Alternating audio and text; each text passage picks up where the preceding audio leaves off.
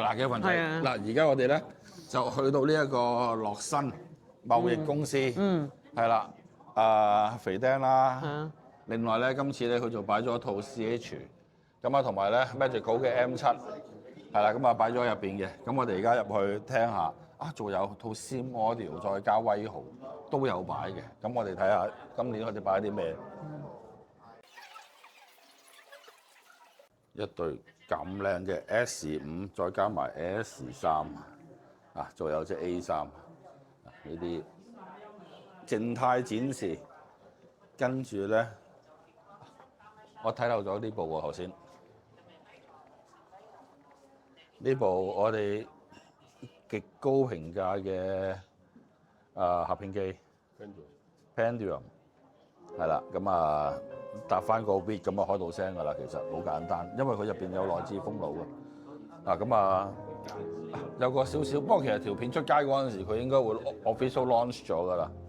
大家見到啲喇叭線見到啲絲帶狀嘅物體咧，其實大家係唔需要驚訝嘅，唔係你可以喐落去呢個咁樣，係啦，咁樣喐落去將個 cam， 係啦，你見到啲絲帶咧，其實係唔需要驚訝嘅，因為1月1號之後咧，佢會 official launch Lodos 係樂新做埋，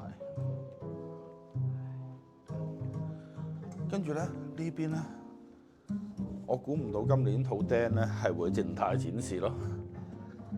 呢套 Relayless 咧喺香港最近有個網友都好成套啦，佢係用4部嘅 Relayless 後級啦，係啦，去推對 M9 啦。Relayless 嘅前級咁樣成套噶啦，嗰個網友好勁，超勁。不過今次佢廣州展就靜態展示啦。